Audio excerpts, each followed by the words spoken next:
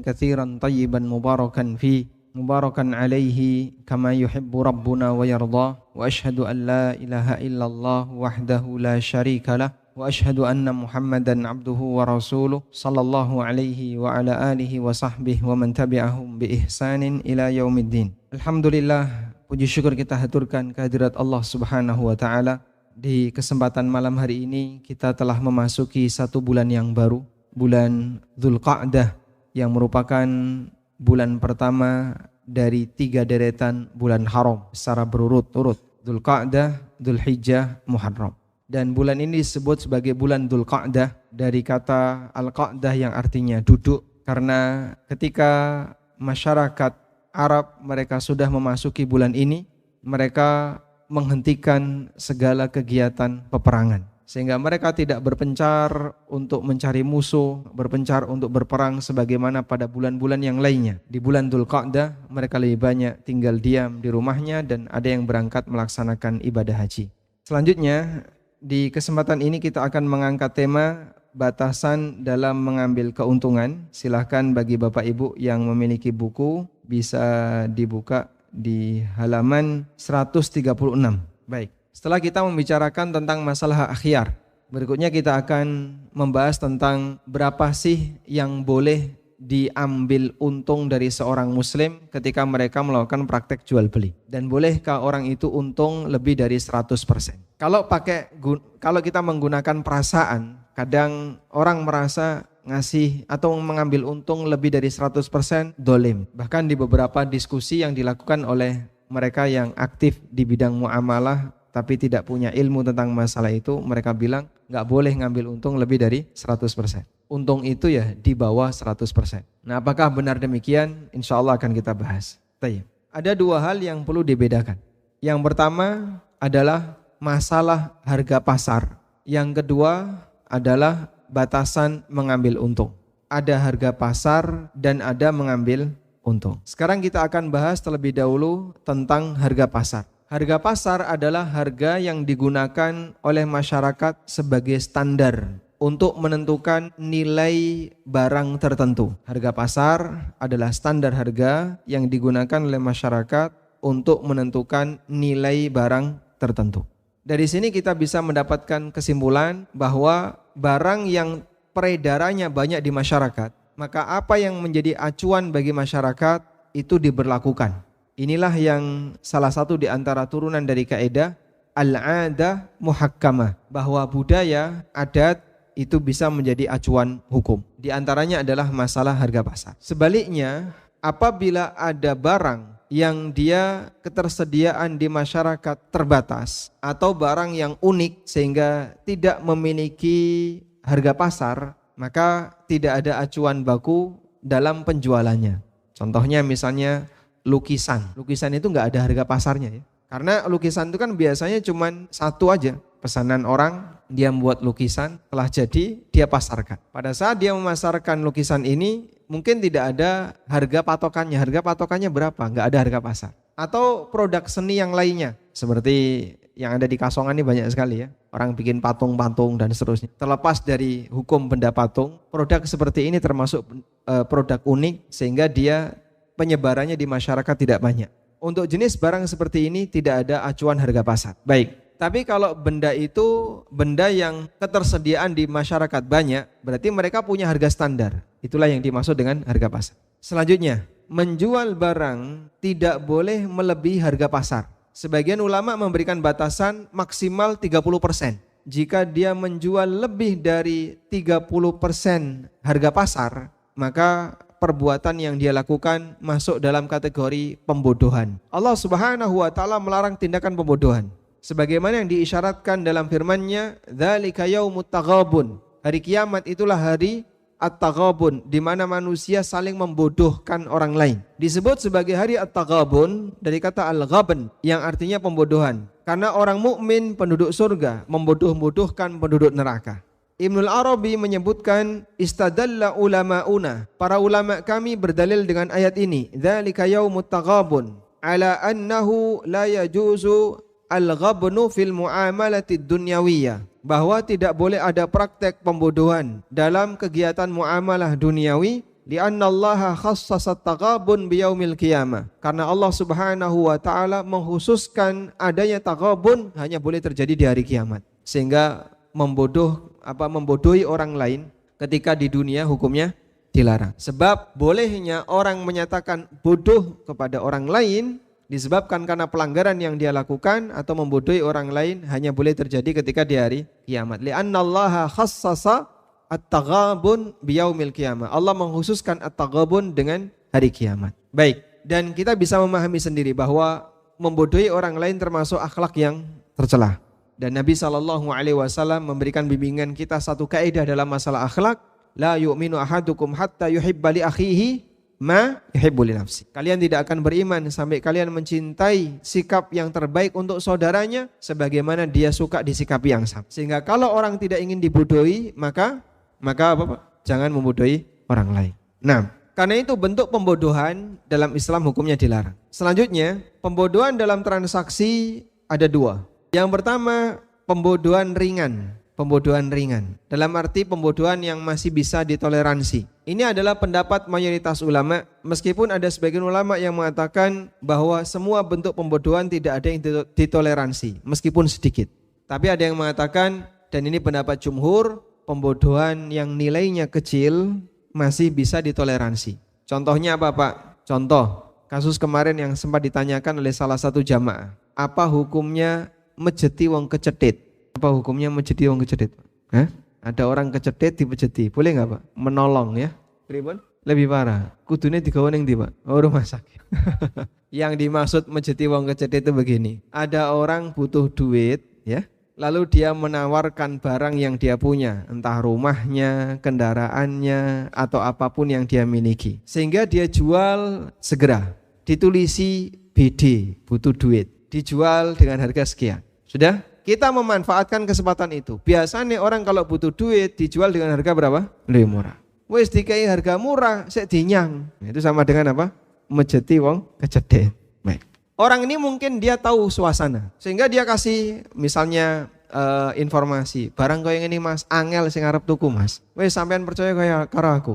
Pengalamanku dalam dunia ini sudah 50 tahun, padahal umurnya baru 30. Akhirnya karena dia pinter ndobos, dipercaya, kemudian transaksi terjadi. Dengan harga yang sedikit lebih murah, ya tidak terlalu jauh dari penawaran yang pertama. Praktek seperti ini bisa masuk dalam kategori al-ghabnu, tapi yang sifatnya ringan, yang bisa ditoleransi. Menurut jumhur masih diizinkan. Baik. Pendapat yang kedua, pembodohan yang parah, yang disebut dengan al-ghabnul fahish. Disebut dengan al-ghabnu al-fahish, pembodohan yang parah. Untuk jenis pembodohan yang parah ini, menurut Hanafiyah, Malikiyah, dan Hambali, transaksi yang mengandung ghabn fahish dibatalkan dan barang dikembalikan. Misal ya, ada orang yang menjual barang dengan harga yang terlalu mahal. Ini barang punya banyak kelebihan. Tahan air, tahan banting, tahan maling. Insyaallah. Konsumennya percaya. Regane piro Pak? Normalnya harganya misalnya 10.000. Dijual 500.000. Selisihnya jauh sekali. Ini beda dengan yang lain Mas. Karena dia pintar menjelaskan, dipercaya, terjadilah transaksi. Saat terjadi transaksi, maka ada ghabn fahish. Orang Pak kalau sudah kesemsem dengan barang tertentu, mbok diomongi apa wae percaya. Ya, sama seperti kita dulu kan, waktu kena virus akik ya. Masya Allah. Ketika kena virus akik diceritani, Pak, ini ada sejarahnya loh Pak. Nek wengi melaku dhewe, coba lihat Pak di sini luriknya. Padahal mungkin itu hanya sebatas, kita tidak tahu ya. Mungkin ada celah-celah apa. Memang kelihatan bagus. Tapi wallahu alam, dulu ada orang yang mau beli akik dengan harga sampai 500.000, 300.000, bahkan sampai jutaan. Hanya pinter didongengi. Saat dia sudah terjebak dalam hal ini, dia bisa membeli dengan harga yang mahal. Ini bisa masuk dalam kategori ghabn fahish. Karena barang yang sebenarnya tidak ada nilainya, dia bisa menjadi barang yang sangat mahal disebabkan karena pengaruh orang dalam menyampaikan penjelasan. Baik, sekarang akik ada harganya Pak? Ada harganya enggak? Hilang. Saya ketemu dengan seorang pengusaha developer Pak, punya banyak titik area perumahan-perumahan, koleksi akik, dan waktu akik masih mahal ditunjukkan ya.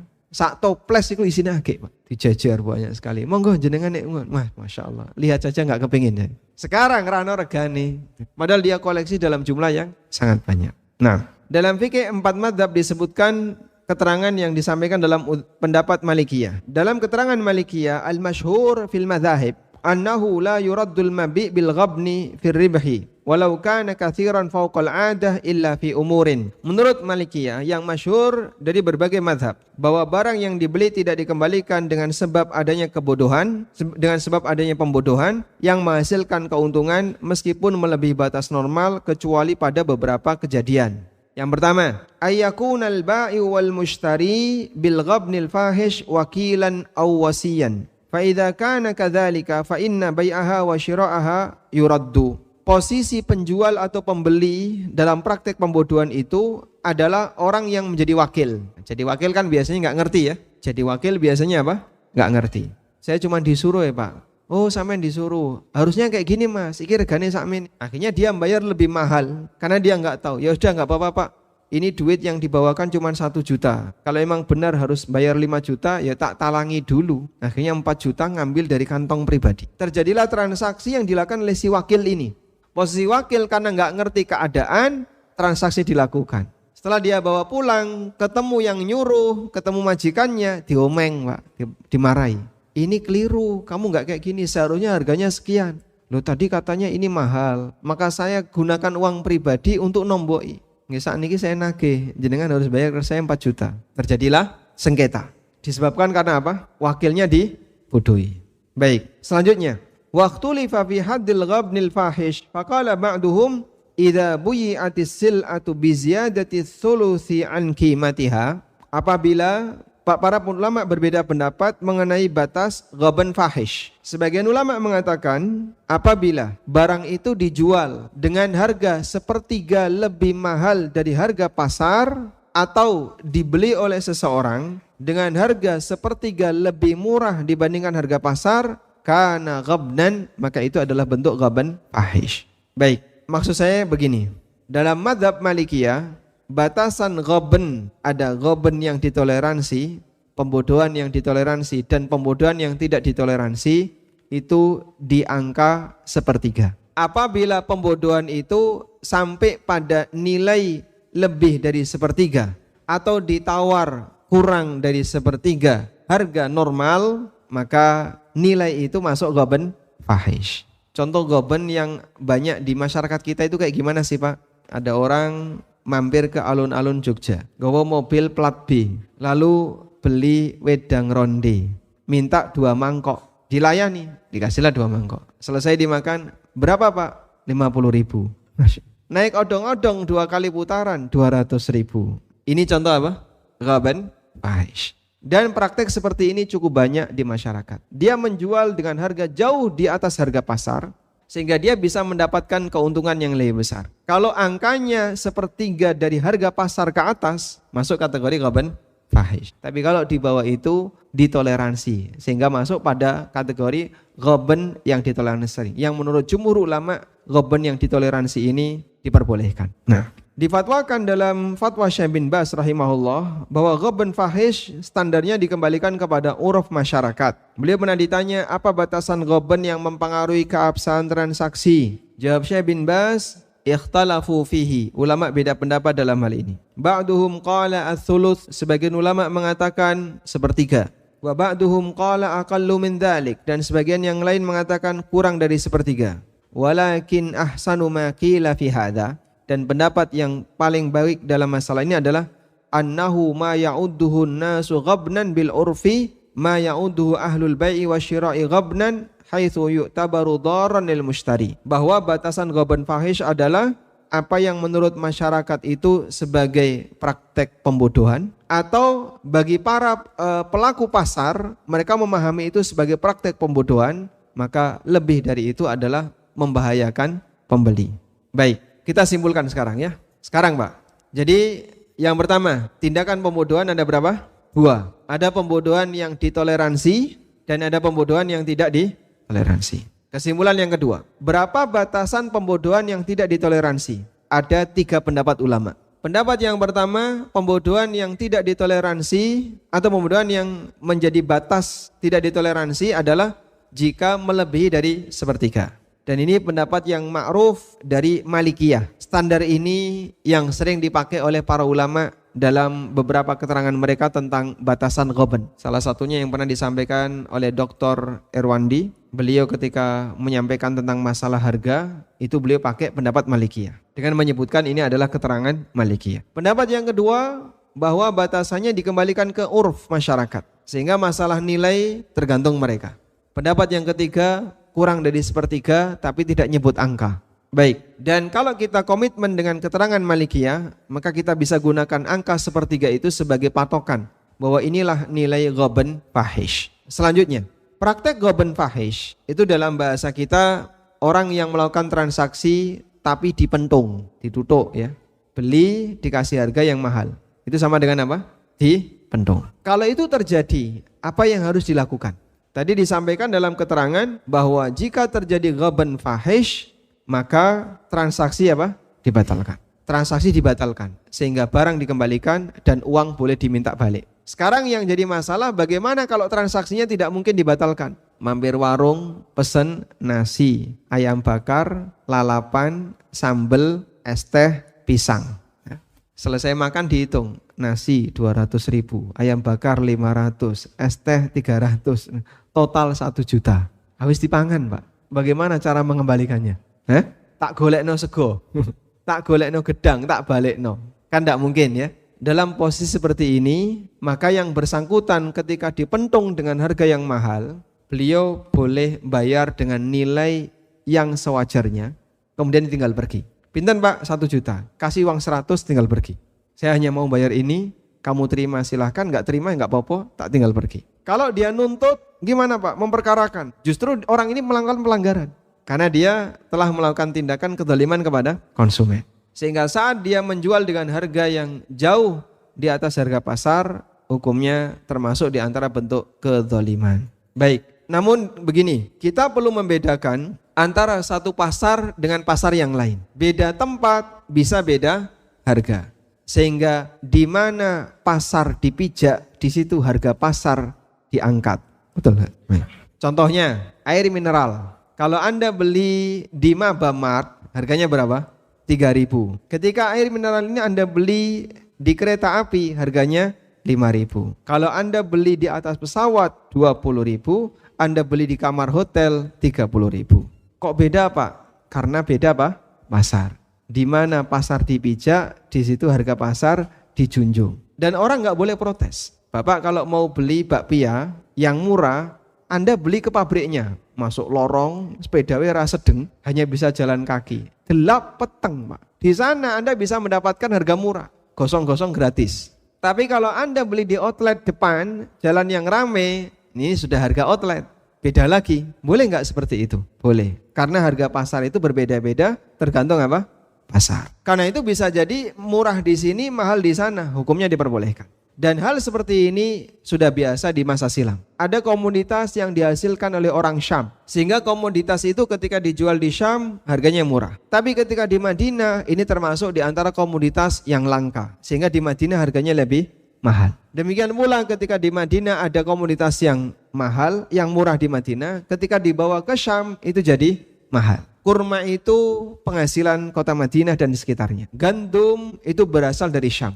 Terjadilah transaksi dengan orang berpindah dari satu tempat ke tempat yang lain sehingga barang itu mengalami pemerataan. Maka siapa yang berani melintasi padang pasir, dia akan sukses. Karena itulah dalam bahasa Arab, padang pasir disebut dengan al-mafaza, tempat keberuntungan. Tapi taruhannya ada 2. Kalau enggak sukses, mati. Sehingga siapa yang berani melintasi padang pasir, pasti jadi orang beruntung. Karena sekali orang itu bawa barang dagangan, memindahkan satu barang ke satu tempat ke tempat yang lain, dari satu tempat ke tempat yang lain, dia bisa mendapatkan keuntungan yang berlipat-lipat. Sebab pasar tergantung apa?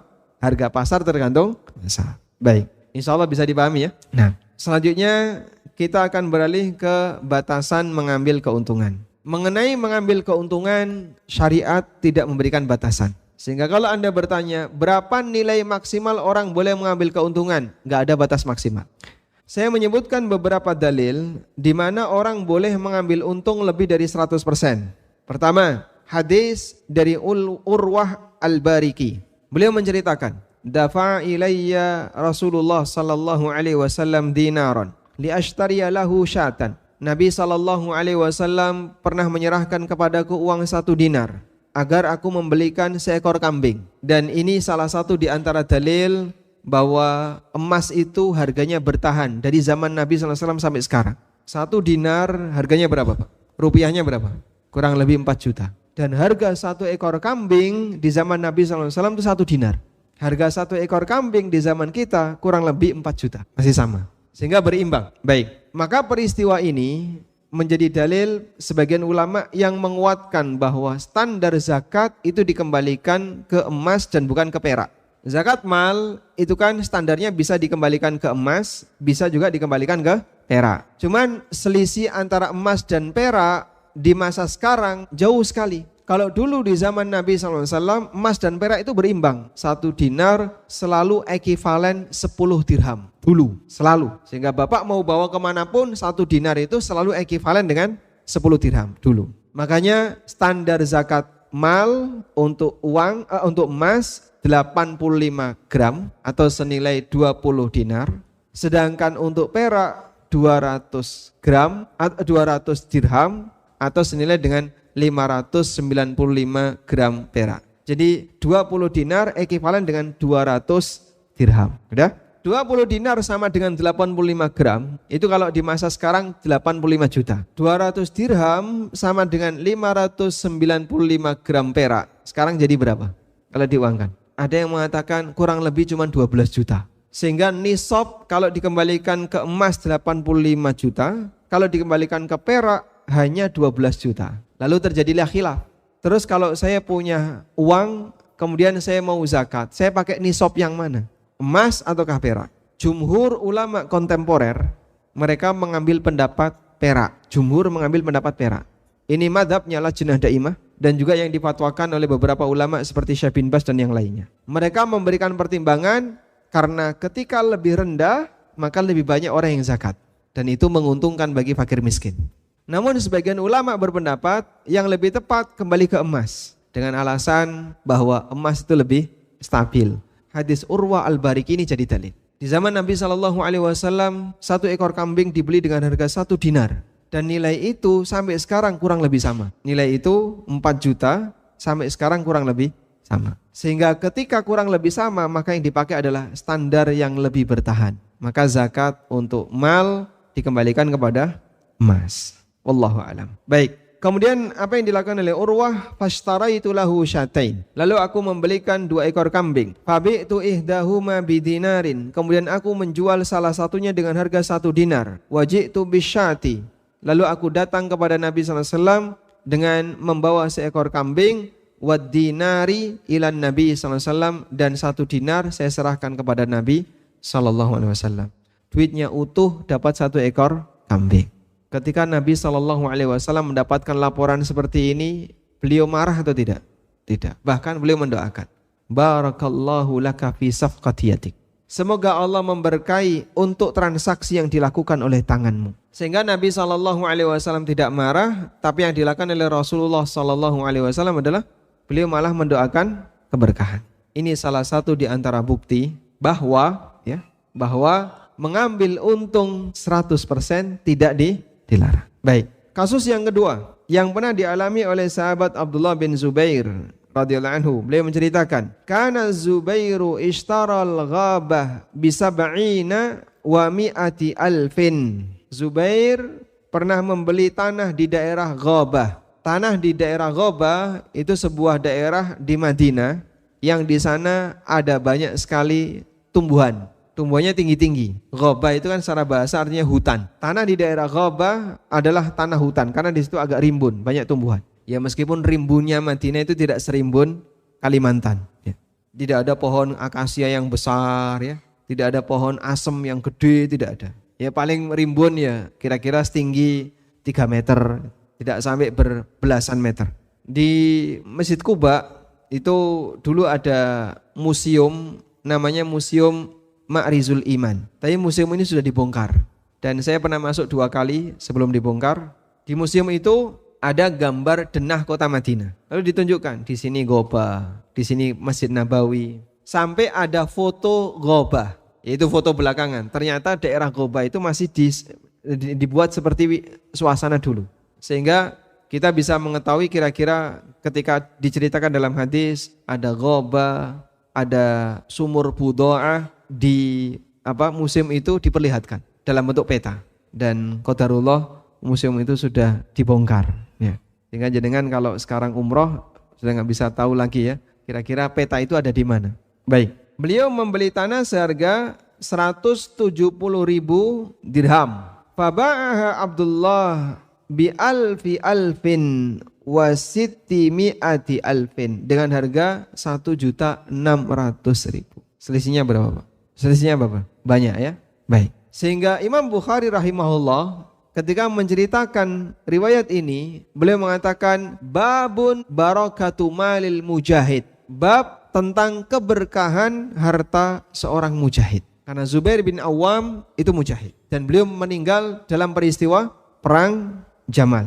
Sehingga Zubair termasuk di antara sahabat yang punya hobi berjihad. Amal beliau adalah amal jihad. Baik, maka di sini jadikan dalil oleh para ulama bolehnya mengambil keuntungan berlipat-lipat dalam jual beli. Wallahu a'lam. Dan dengan nilai 1.600.000 itu seluruh utangnya Zubair tutup. Bahkan masih ada sisa yang kemudian dibagikan sebagai warisan untuk anak-anak dan para istrinya. Karena ketika Zubair bin Awam meninggal dunia, Abdullah ketiban utang yang jumlahnya banyak. Sebab bapaknya dulu waktu meninggal radhiyallahu anhu meninggalkan utang yang sangat banyak. Sampai beliau itu menunda pembagian warisan selama 3 kali musim haji. Diumumkan, siapa yang punya piutang dari Zubair silahkan lapor ke saya. Itu selama 3 kali musim haji. Baru setelah itu warisannya dibagi. Nah ini bisa menjadi jawaban ya. Pak, idealnya kapan warisan itu dibagi? Jawabannya adalah kalau utang mayit sudah lunas silahkan segera dibagi. Sebagaimana yang dilakukan oleh sahabat Abdullah bin Zubair. Wallahu a'lam. Baik, adzan dulu kita. Kita akan dengarkan adzan dulu, lalu setelah itu kita lanjutkan.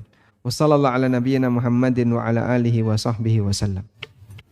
Allahu akbar, Allahu akbar, Allahu akbar, Allahu akbar. Asyhadu an la ilaha illallah.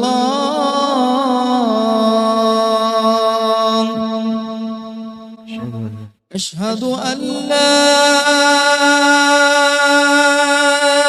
ilaha illallah.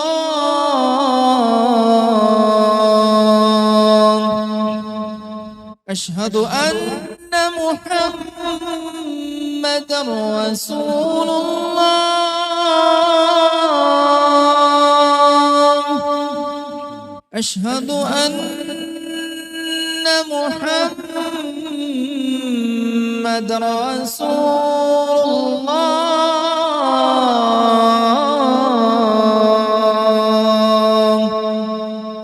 Hayya 'alas shalah.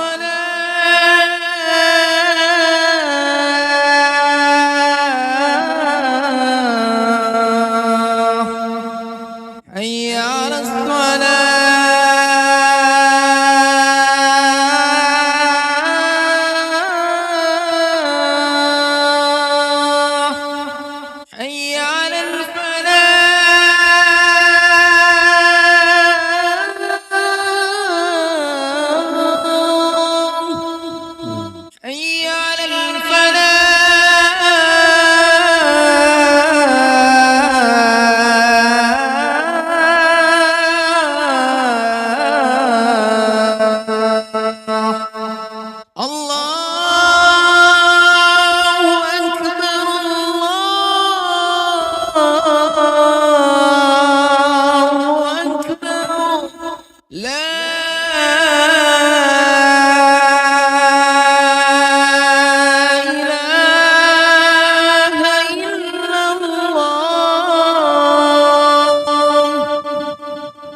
Allahumma salli ala Muhammad.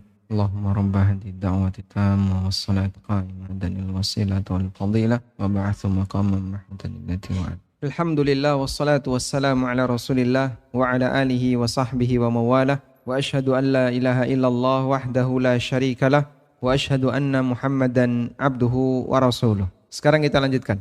Tadi kita sudah menyampaikan bahwa dalam masalah keuntungan pendapat yang benar adalah tidak ada batasan. Sehingga syariat memberikan kelonggaran pada waktu orang melakukan transaksi jual beli, mereka bebas mengambil untung berapapun. Ada fatwa yang dikeluarkan oleh Lajnah Daimah. Dalam salah satu fatwanya dinyatakan, laisatil arbahu fit tijarati mahdudatan, bal tatabbu'u ahwalul ardi wat talab. Bal tatba'u ahwalal ardi wat talab. Tidak ada batasan keuntungan untuk transaksi jual beli dalam perdagangan. Namun yang namanya keuntungan tatba'u mengikuti ahwalal ardi wat talab, mengikuti demand and supply, mengikuti seberapa banyak ketersediaan dan permintaan. Kathratun wa qillah, jumlah banyak dan sedikitnya. Walakin yustahsanu lil muslim tajiran aw ghairahu ay yakuna sahlan samhan fi bai'ihi wa syira'i. Namun dianjurkan bagi seorang muslim pedagang maupun yang lain agar mereka mengedepankan prinsip gampangan ketika menjual dan membeli. Baik, sekarang kita buat beberapa kesimpulan. Nah, ada di buku di halaman 144 6 kesimpulan berkaitan dengan masalah harga dan menentukan harga dan keuntungan. 1. Boleh mengambil untung lebih dari 100%. Yang kedua, boleh menjual barang melebihi harga pasar. Tidak boleh menjual barang melebihi harga pasar karena ini masuk kategori pembodohan terhadap konsumen. Dan batasannya adalah berapa? 30%, sepertiga. Kalau lebih dari sepertiga, wajib memberitahu kepada konsumen. Pak, misalnya ya, buku saya pengantar fikih jual beli. Harganya berapa itu? 70 misalnya, 70. Ada orang membawa buku ini ke luar Jogja. Lalu dia jual di harga 100.000. Alhamdulillah. Yahdikumullah yuslih balak. Bolehkah dia jual di harga 100.000? Kalau harga normalnya 70, maka jika dia jual 100.000, berarti untungnya berapa? 30.000. 30 itu kelebihan dari harga pasarnya, yaitu 70.000. Karena ini melebihi dari 30% atau melebihi dari sepertiganya, maka dia harus memberitahu kepada konsumennya.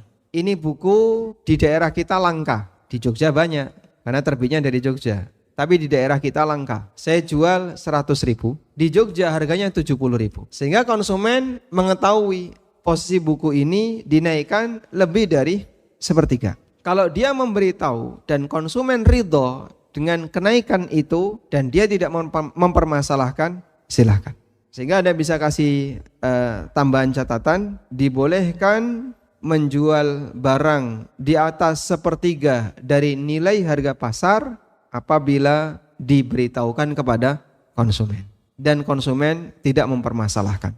Baik, yang ketiga, mengambil keuntungan dari transaksi jual beli yang lebih dari 100%, hukumnya boleh selama tidak menyebabkan harga barang dinaikkan melebihi harga pasar.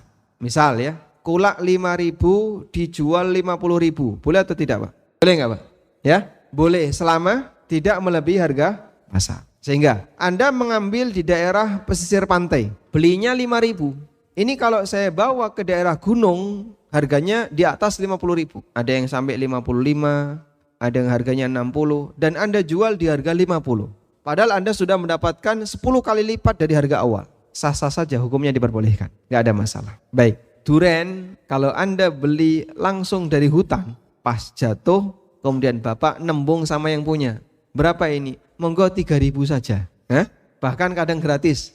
Anda cuma diminta untuk bayar 3.000, dibayar 3.000, terus dibawa pulang. Sampai di Jogja dijual sampai harga 60.000, 90.000. Dan yang kayak gini boleh selama tidak melebihi harga pasar. Nah, yang keempat, memanfaatkan kelalaian konsumen terhadap barang bisa terhitung ghaban atau pembodohan jika harga dinaikkan secara tidak normal. Seperti tadi ya, model harga mentung. Berlaku juga sebaliknya, memanfaatkan penjual yang tidak tahu harga pasar masuk dalam kategori pembodohan.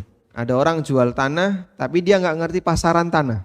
Dia jual dengan harga yang sangat murah. Saat dia jual dengan harga yang sangat murah, karena orang yang tidak tahu tetap ditawar. Jadi dia dapat dengan harga yang sangat murah.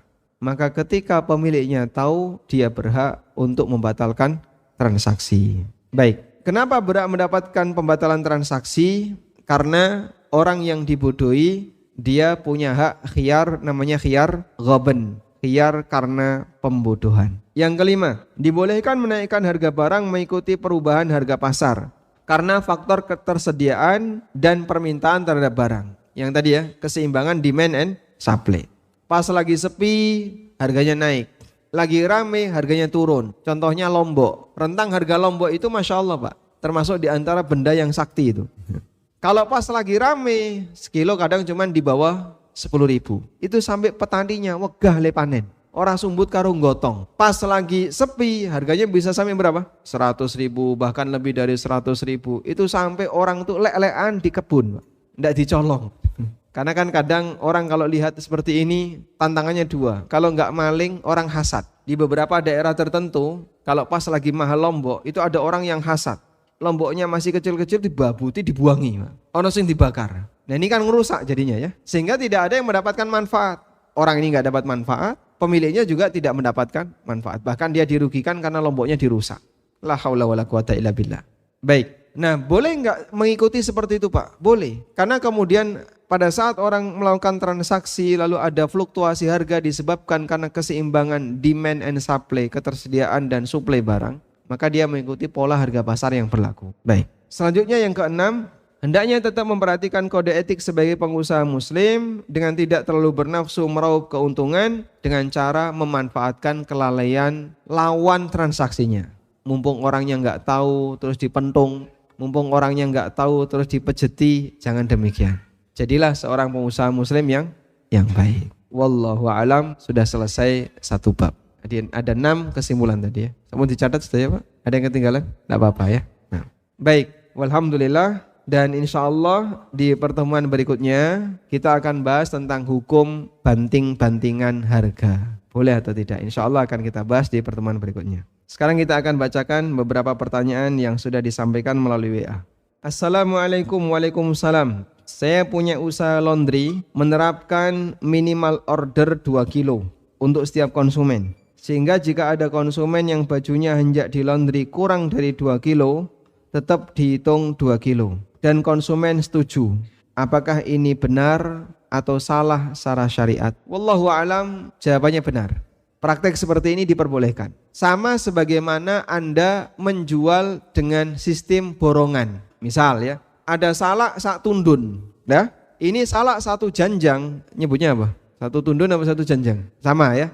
Ini salak satu tundun, satu janjang. Ono sing gede, ono sing cilik, campur. Pak, boleh nggak saya beli yang gede-gede, tak pitili? Oh nggak bisa Mas, kok nek dipitili sing cilik ora payu. Adanya ini ya sampean harus beli segini. Sudah? Sehingga kalau dipitili, diambil yang gede-gede, kemudian Anda tinggalkan yang kecil, saya nanti tidak bisa menyalurkan yang kecil ini mau dijual kemana. Saya jual utuh seperti ini. Sehingga penjual menjelaskan, konsumen tahu, lalu mereka deal-dealan harga. Saling ridho. Ketemu di harga tertentu, oke sekian, bayar. Berarti Pak nanti yang salak kecil itu kan nggak kemakan. Tidak masalah. Wong saya beli utuh segini. Beli durian kan kulitnya ya orang dipangan. Padahal ketika ditimbang, utuh sak kulitnya. Pas ditimbang, dikupas atau tidak Pak? Dikupas. Mboten Pak. Utuh sak kulitnya. Orang ketika beli durian, dia akan mengambil isinya, padahal semuanya dijual. Dan itu tidak diperhitungkan selama saling ridho. Baik. Nah kalau seperti ini takyifnya gimana? Dia menjual jasa sistem paket. Saya melayani jasa laundry, tapi minimal 2 kilo. Dan jual jasa dengan sistem paket itu kan sama seperti borongan tadi ya. Kalau kurang dari ini mohon maaf kami belum bisa melayani. Minimal pelayanan kami adalah 2 kilo ke atas. Sama sebagaimana orang punya kamar hotel. Kamar hotel ini saya sewakan per jam. 1 jam 30.000. Boleh nggak kayak gitu Pak? Boleh? Boleh. Tergantung pemilik hotel. Tapi kalau ada yang ngasih waktu minimal sehari semalam. Kurang dari itu dihitung sehari semalam. Boleh nggak Pak? Boleh. Ada salah satu panitia, ini di Semarang Pak. Kajian saya itu jam 9 pagi. Dan kajian yang kedua setelah asar. Ya. Malam saya pulang ke Jogja. Masya Allah. Panitia ngasih waktu istirahat siang hari. Saya disuruh masuk ke hotel. Terima kunci jam 1. Kemudian check out jam 3. Masya Allah, bayar ya sehari. Lu kok bisa kayak gini Pak? Karena mereka menerapkan aturan, mau dipakai kurang 1 hari maupun sehari tetap bayar sama. Sehingga boleh seperti itu. Terus nanti ketika check out, dibersihin, dipakai orang berikutnya, ya silahkan, nanti sudah check out. Karena dia nyewa 1 paket. Maka insya Allah tidak masalah ketika Anda memberikan batas minimal layanan 2 kilo. Kalau kurang dari 2 kilo, konsumen diberitahu. Jika kurang dari 2 kilo, maka kami tetap hitung 2 kilo. Baik. Wallahu a'lam. Yang kedua, saya seorang akhwat. Bagaimana jika saya bekerja menggunakan celana? Apakah saya berdosa? Baik. Anda boleh tapi harus pakai rok. Sehingga tidak boleh hanya celana saja. Karena kalau hanya menggunakan celana panjang tanpa ditutupi dengan rok, maka terhitung sebagai pakaian ketat.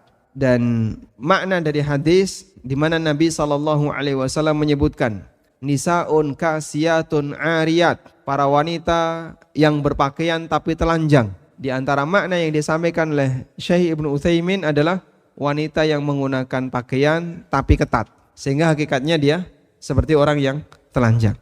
Kecuali apabila celana yang Anda gunakan, jadi bentuknya celana tapi kombor, orang nyebutnya apa? Kulot, atau seperti ada lapisan di depan sehingga tidak menampakkan seperti celana. Selama seperti itu masih diizinkan oleh perusahaan tempat Anda bekerja, silakan Anda lakukan.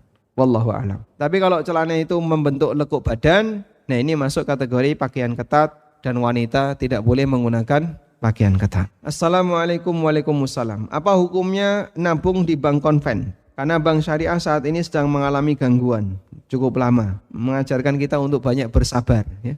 Dan apa hukumnya jika menabung di bank konven yang setiap bulannya dipotong biaya bulanan, apakah termasuk riba? Kalau untuk potongan bulanan, biaya admin per bulan sekian belas ribu, itu bukan riba. Itu adalah jasa yang harus dibayarkan oleh pemilik dana, oleh pemilik tabungan kepada pihak bank yang sudah memberikan layanan. Dan Anda sepakat dengan mereka. Pada saat Anda membuka rekening, ada kesepakatan bahwa pihak nasabah nanti akan membayar biaya administrasi sesuai yang ditetapkan oleh pihak bank. Baik, karena itu untuk biaya administrasi ini bukan riba. Ribanya adalah bunga yang didapatkan oleh nasabah. Dan pada waktu kita mendatangani klausul itu, kita sepakat nanti kita akan diberi bunga. Tanda tangan kesepakatan itulah yang bermasalah. Tanda tangan kesepakatan inilah yang bermasalah. Kok bisa Pak disebut bermasalah? Anda melakukan akad riba. Dan itu yang harus kita hindari. Kecuali dalam posisi ketika tidak ada pilihan yang lain seperti kondisi belakangan ini, ya. Pak, kita kan kesulitan karena bank syariah yang selama ini kita andalkan ternyata punya gangguan. Dan banyak orang yang kemudian ketakutan menaruh duitnya di situ. Akhirnya mereka migrasi ke bank konvensional atau bank konvensional yang punya turunan syariah. Ya meskipun itu belum menjawab ya, tapi hanya itu adanya. Nah ini masuk kategori al-hajah tunzalu manzilatad darurah. Kebutuhan yang besar itu disejajarkan sebagaimana kondisi darurat. Wad daruratu tubihul mahdurat. Dan ketika dalam kondisi darurat, maka diperbolehkan adanya pelanggaran terhadap larangan. Tapi sifatnya dibatasi. Nah kalau sekiranya nanti kemudian perbaikan bank syariah itu sudah kembali normal dan masyarakat sudah punya kepercayaan yang besar untuk kembali ke sana, maka kewajiban Anda adalah balik seperti sebelumnya agar kesepakatan tadi bisa segera dibatalkan sehingga Anda tidak lagi menggunakan kesepakatan tersebut. Wallahu a'lam. Nah, ada banyak yang bertanya ke saya, ada nggak referensi yang bisa Anda rekomendasikan bank apa untuk mengalihkan dana yang saat ini berada di bank yang sedang bermasalah? Wallahu a'lam, sampai saat ini saya juga kesulitan untuk nyari itu. Sehingga kalau saya ditanya bank alternatif yang lain, ya sementara ini saya belum bisa ngasih jawaban. Intinya gini, kalaupun Anda mau menyimpannya di bank konven atau bank BUMN, maka pada saat Anda buka rekening, minta kepada CS yang melayani, bisa nggak ada layanan 0% bunga. Ada informasi yang pernah saya dapatkan, sebagian bank BUMN menerima itu.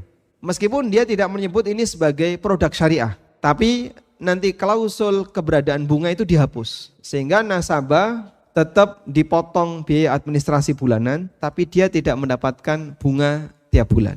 Atas permintaan pribadi, di mana bunganya dinolkan. Insya Allah ini yang bisa jadi solusi. Silakan nanti kalau misalnya Bapak berurusan dengan itu, tanyakan kepada pihak CS, bisa nggak bunganya dinolkan. Kalau itu bisa, Anda bisa jadikan sebagai alternatif. Wallahu a'lam. Bagaimana hukumnya membuat harga pasar jadi naik? Misal, mobil A keluaran tahun 90-an, dibeli oleh artis atau tokoh tertentu dengan harga yang sangat mahal. Lalu viral, akhirnya jenis mobil A tersebut jadi mahal. Harganya naik berlipat-lipat. Baik, apabila kondisi ini memang ada permainan, ini tidak boleh. Dan katanya cupang itu seperti itu. Ini kan teori pasar cupang ya. Ada cupang yang bagus, lalu salah satu artis disuruh beli dengan harga mahal. Itu pakai uang pribadi pemilik cupang. Kamu tawar dengan harga sekian, umumkan, terus nanti kamu gantikan. Sampai 15 juta atau sekian puluh juta. Udah? Viral. Akhirnya harga cupang naik. Ternyata kasusnya hanya 1-2 orang. Tapi yang lain pada ikut-ikutan. Saat yang lain ikut-ikutan, Masya Allah, gelombang masyarakat begitu mudah mengikuti.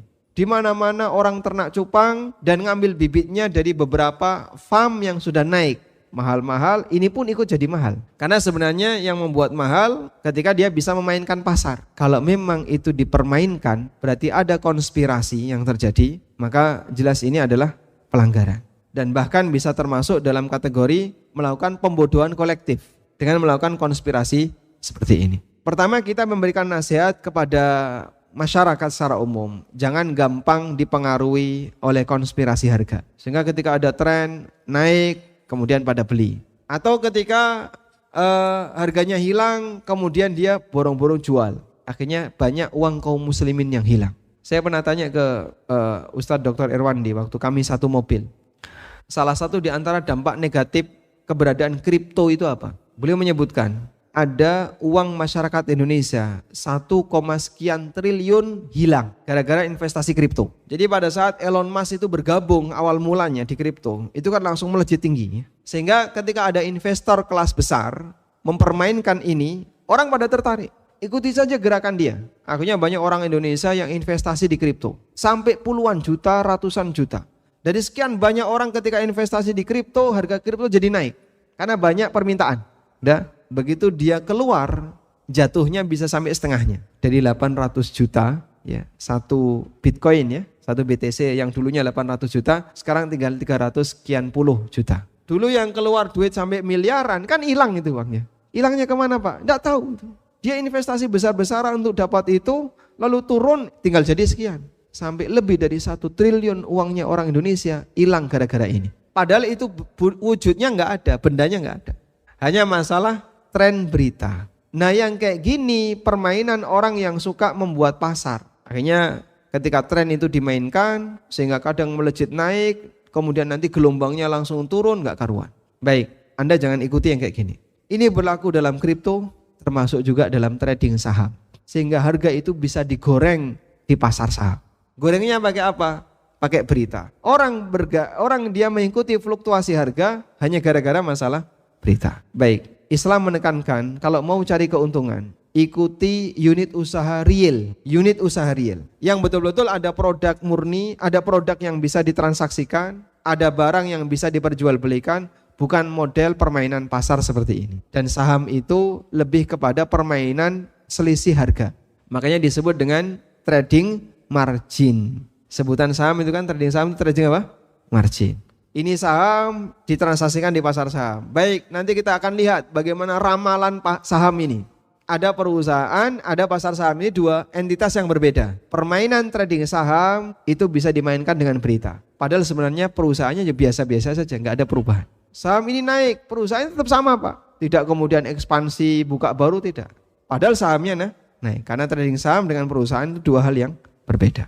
Dan kami selalu memberikan saran ya, tinggalkan praktek bisnis seperti ini. Anda beralih kepada unit bisnis yang lebih real, misalnya memberi modal ke UMKM atau kegiatan-kegiatan yang sifatnya real, insya Allah itu lebih selamat. Wallahu a'lam. Assalamualaikum. Waalaikumsalam. Saya penjual telur asin dan kerupuk telur asin. Tapi setiap kali menjual produk yang saya jual, saya merasa berdosa. Sebab menurut ahli kesehatan, makan kerupuk dapat menyebabkan masalah kesehatan, kolesterol dan lain-lain. Apakah hal tersebut termasuk perbuatan dolim? walaupun bahan baku yang saya gunakan adalah bahan yang biasa digunakan oleh masyarakat umum. Kalau seperti ini Anda jadikan sebagai acuan, kabeh sing dodol panganan berdosa. Ya. Contohnya apa Pak?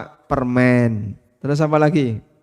Sambel, aneka masakan yang lain. Itu kandungan-kandungan zat yang dianggap berbahaya banyak sekali. Baik, termasuk mie ayam, misalnya. Sausnya sak pirang-pirang. Katanya bahan sausnya ini bermacam-macam Pak. Kalau seperti ini jadi pertimbangan, maka orang tidak bisa jualan makanan. Prinsipnya begini, bahwa batasan halal haram itu dua hal. Pertama adalah masalah kehalalan karena dalil. Seperti tidak boleh mengandung babi, tidak boleh ada bangkai, darah dan seterusnya. Batasan yang kedua adalah tidak membahayakan. Baik membahayakan diri sendiri maupun orang lain. Berdasarkan hadis Nabi SAW, la darara wa la dirar. Tidak boleh membahayakan diri sendiri maupun orang lain. Kalau produk Anda secara umum ketika dikonsumsi tidak langsung memberikan efek samping yang berbahaya, walaupun dikonsumsi dalam waktu yang lama, maka insya Allah produk seperti ini boleh diperjualbelikan. Baik. Tapi kalau dia memberikan efek samping kesehatan dengan kesepakatan para dokter, ya, seperti rokok, ya, maka yang kayak gini tidak boleh diperjualbelikan. Nah, bolehkah seorang wakil tidak memberitahu kepada konsumen untuk tidak memberitahukan bahwa dia wakil?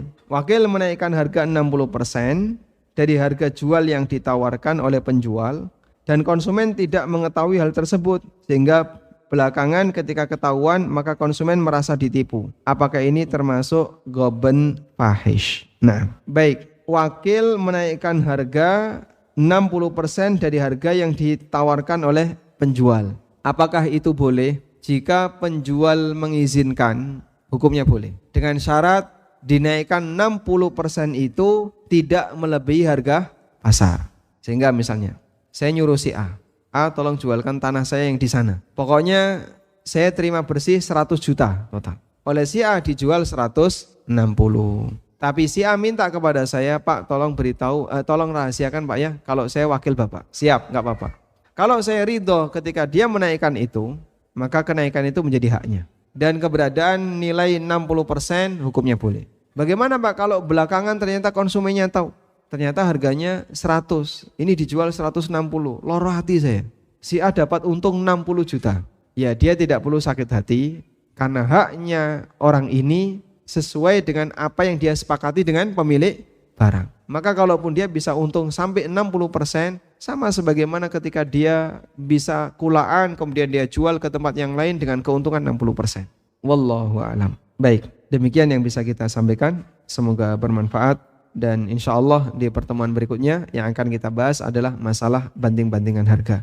Wassallallahu ala nabiyyina Muhammadin wa ala alihi wa sahbihi wasallam wa akhiru da'wana alhamdulillahi rabbil alamin. Wassalamualaikum warahmatullahi wabarakatuh.